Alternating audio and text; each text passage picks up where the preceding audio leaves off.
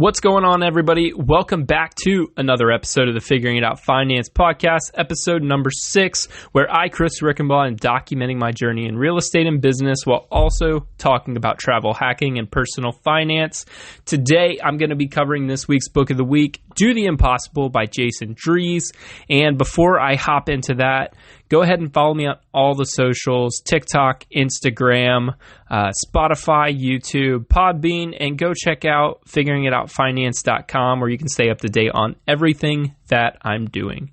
So, getting into today's episode, I actually got halfway through the episode recording a little bit ago, and I just completely lost where I was at because there's so much in this book, and Jason Drees, he's one of the best mindset coaches, and he's got such a different way of viewing things. I just kind of got lost thinking on where I was at because I started thinking back to, what I'm doing in myself as I'm talking out loud. So he is a mindset coach. I first heard him on Bigger Pockets, where he was the mindset coach for Brandon Turner, if you know that name. And then he just blew up. And then he ended up writing a book with Bigger Pockets, all about mindset and his tactics and his strategies on how you're able to change your mindset through framing and getting into alignment. So that's all, really big things. So I didn't quite feel qualified to be able to explain those tactics because I think it's better explained through the book. I can explain it through my point of view on how I read it. And, I'll get into that here in a little bit, but I think there's bigger points here to where you're getting over your past beliefs and how to be able to change your beliefs to be able to be successful and do the impossible. So he starts off here with one of the quotes, and it says, "Many people seek performance coaching to increase their income, but making more money is not their true target, whether they know it or not. So freedom, time, and authority are the real targets." So that's pretty in line with a lot of what I talk about and what a lot of the other influencers talk about, because time and freedom was one of the biggest things for me. I hated to be going into an office. I hated working on somebody else's schedule, getting paid by the hour, and it just didn't make sense to me. So I wanted to be able to work for myself, and I didn't know how that was going to happen, but I knew it was possible, that I was going to be able to support myself through real estate.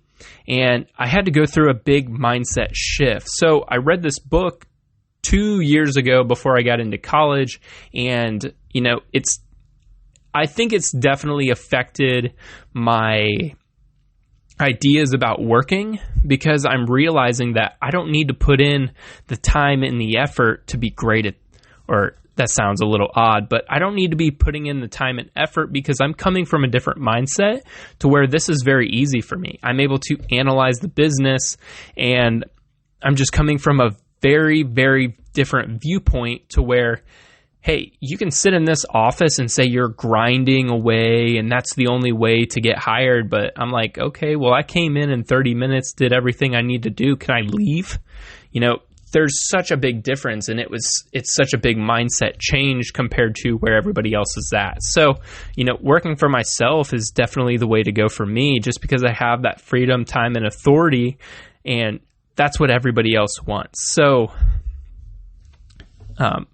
changing topics here, another big part of the book is using your emotions as indicators. So, this was another thing for me, and I talked about it, I think, in one of my TikToks this week as using your emotion as an indicator. And I think that was today that, cold calling was something that I was really big on right away, because what I really wanted to do was get on the expired listings call list and just be able to hit the phones and see what I could do, trying to be able to get subject to opportunities to come my way.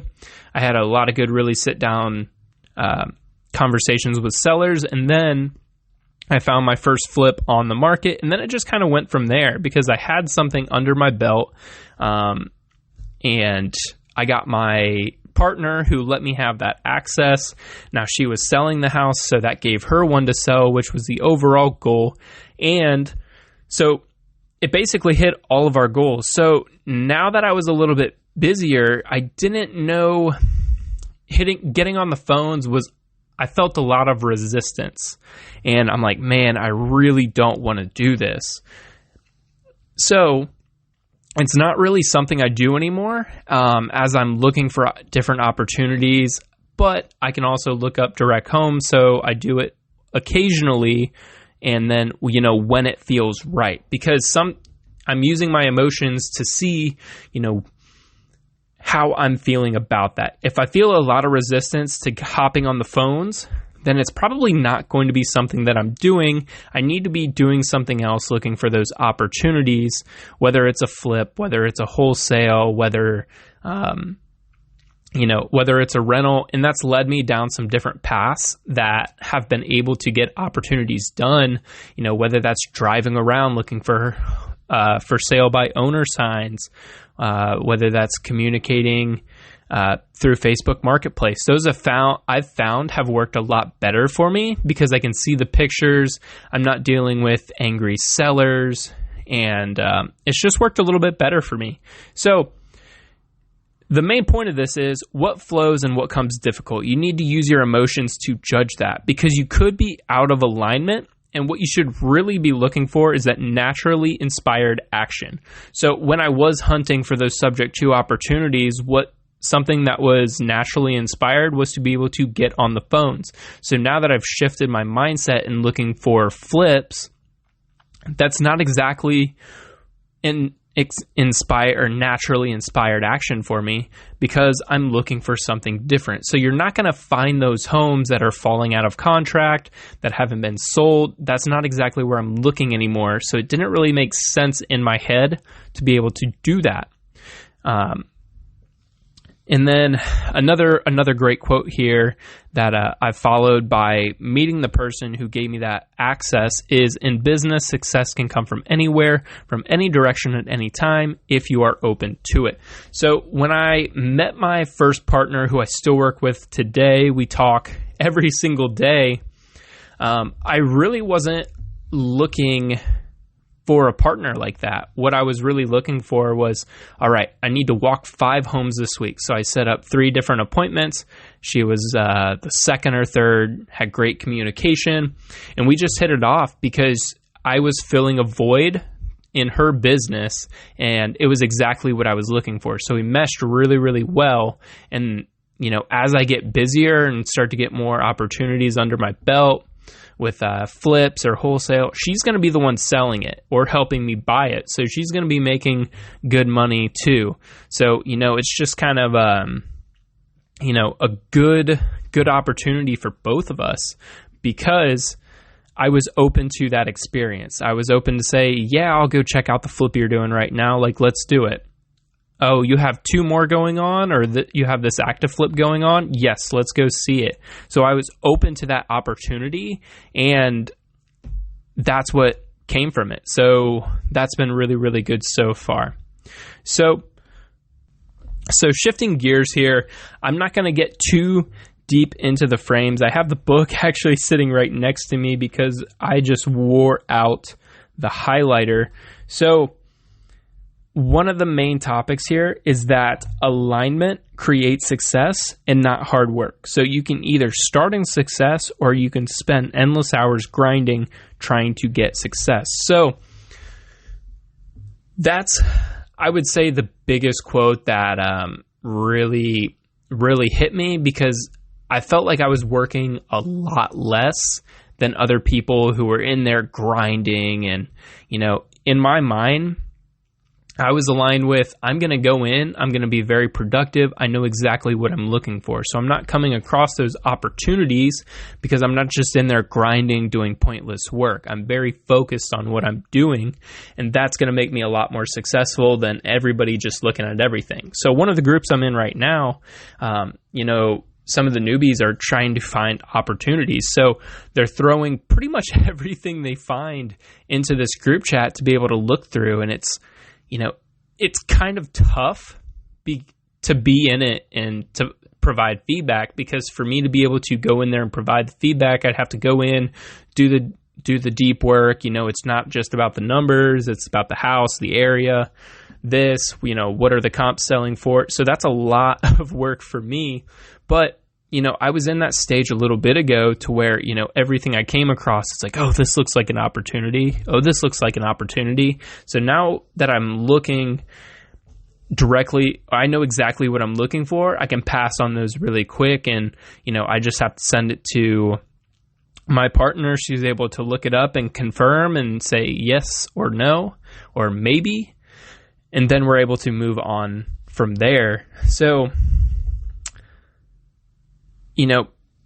getting into the beliefs part here, but going back into alignment, you operate in a frame. So, it's so hard to explain. So I would just say, go read the book, because I have it in my head and I just can't, put out the words. So I'm going to move on here to beliefs, because this was a big area for me and what I think a lot of people struggle with too. So a couple quotes in here is, your beliefs are your opinion based on your life experiences, and your perspective changes the truth. So no matter what situation has happened in your life, your beliefs are your opinion based on your life experiences. So everybody has a different experience in this life. So whether that's as something as simple as washing the dishes or going all the way to money and finances, everybody's going to have a different life experience on that. And they're going to be doing those things and handling those things based on how they've, grown up around it, because they're going to have their own opinion on it. So perspective changes the truth. So you can be very scared about money, but until you start learning and being around the right people who are handling money correctly and being really smart with their finances, it's going to be really hard to see. Or if you're not hanging around those people, it's going to be really hard to see, because if you're around a bunch of people spending money and a lot of drama, then you're probably going to stick around your beliefs, because it's not going to be changing.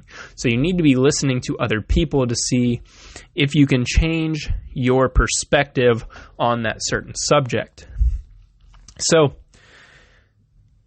I had that quote in there twice. Your beliefs are your opinions based on life experiences. So another one here is, to shift mindset and release greatness, you must be open to adopting new beliefs about yourself. So that is one of the biggest quotes that hit me, is that to shift your mindset and release greatness, you must be open to adopting new beliefs about yourself. So this was a lot of me changing my mindset on rentals and to an active business. So I was pretty set and saying that, okay, I need a couple rentals. They're going to pay me a couple $100s a month, and I'm going to do that till I hit financial freedom. So that's going to take a couple years. So I needed to be able to shift my frame to be able to see the future version of me that's done this a lot quicker. Say in 6 months, I've shifted my mindset towards, how can I do this in 6 months? And what's the version of me that I need to become to be able to do this in 6 months? So that's when the idea really changed, is that I don't need to have $200 to $300 passively from each house. And that's where listening to Brian Lubin really changed my mindset to where, you need to be creating an active business that's going to be able to bring in those bigger dollars. Say, why am I messing around with $200 to $300 where I could be going for a couple $1,000 maybe on one property through maybe a short-term rental or a medium-term rental? I'm going to be, 5Xing what I was going to be making. And that's through an active business. So why does it need to be passive when it can be active? And that really shifted my mindset, because I was able to adjust my frame to see somebody that I was going to become that was doing that. They didn't have to have 100 rentals to have financial freedom. They could have maybe 5 to 10. Reading Chad Carson's book was another big one on that, because it shifted the frame on how I can do it. And then doing the impossible was, okay,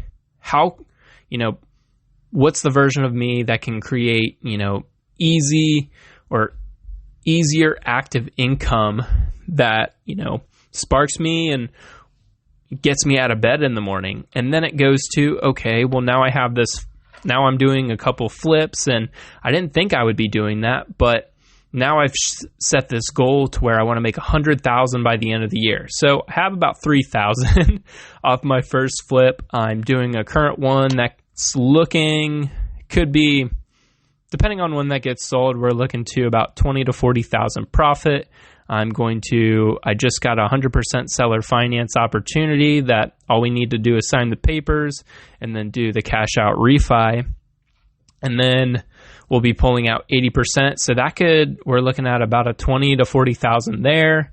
And then, we just have a couple more opportunities in the works. So there's so much going on, and all of a sudden that 100,000, it's like, oh wow, that's very, very possible. And that's where I had that vision of, I think I definitely know 100,000 is possible, and I'm just going to kind of let my brain and life do the work and get me to there.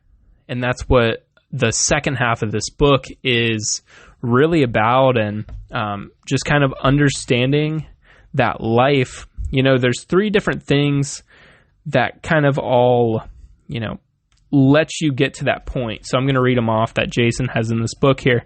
So first, there are only 3 reasons you don't have something you want. It's you have resistance to the process of getting it, you have resistance to having it, or life needs more time to bring it to you. So as in life needs more time to bring it to you, you could have that frame of, hey, like me, to where I had that frame of, I can see the $100,000 version of myself in 6 months. So what do I need to do to get it there? And that's where life needs time to be able to bring it to me. So it wasn't all at once. It was, okay, here's a chunk. Okay, here's a larger chunk. Okay, if we sell this flip, that could possibly be 40,000. And based off those 2, that brings me to 80. And then that extra 20 is going to be super easy to go and get. And all of a sudden I have $100,000 in the bank. It's like, wow, that's, that's a big mindset shift. And it all came together probably within this last probably week here, all those ideas. And, you just kind of glance over your shoulder and say, oh, wow, that was my goal. And I'm going to hit that. Like, that's crazy. That's the universe kind of all coming around in full circle. So, and, something, getting on to the last part here, not too much longer, is growth. And I'm going to be piggybacking off that last statement that I made, but I set my goals way out there for that 100,000, and the universe is showing me the path to getting me there, and it didn't all come out once. So one of the quotes in here by Jason Drees is, shooting for a higher target is about choosing growth over comfort. So joining the Deal Flow community, a lot of people in there are kind of having lower goals, maybe 2 or 3 deals by the end of this 6 months. And they're like, if they get over that, that's cool. I was one of the only people to, shoot, I want 10 opportunities in the next 6 months. And, that got a lot of looks, but I got one within the first week. We have 2 opportunities on the plate here this week that could possibly get closed, maybe one tomorrow. It's like, okay, well, I got 2 within the first week and a half here. We're looking really good, and I'm working on the funding of more flips so that I'm able to, get a couple more, maybe a whole tail. It's just going to open me up, and I'm really close on that. So I'm super excited. And, that 10 doesn't really seem out of reach. To me, that seems like a very low number. And I can see myself hitting that goal very easily, hopefully not hopefully, but I will hit it by the end of the year based on what I'm doing right now. So I'm going to shoot for that higher target and make myself work and let my brain work and let life come to me on how that's going to be able to happen. So, ending on this quote here, your beliefs about the past are your limitations of the future. And anything between 0 and 100% means you are holding to beliefs in contradiction. So I'm going to leave on that quote that your beliefs about the past are your limitations of the future. And that was kind of a very short summary of Do the Impossible by Jason Drees. I highly recommend the book for anybody doing anything in life. It's just very easy to understand. I didn't do a great job of being able to explain that on this podcast, and I apologize for those still listening, but highly recommend it. Gave me a lot to think about, and it's hard to talk right now because I'm still thinking through some of those questions. So I appreciate you listening, and I'll be back again in a couple days with the Hawaii trip breakdown as I'm leaving next week and taking a week off of the podcast. So make sure you tune into that on how I only spent $66 for 8 days in Hawaii. So this is Chris Rickenbaugh signing off for the Figuring It Out Finance podcast, episode number 56. We'll see you on Friday.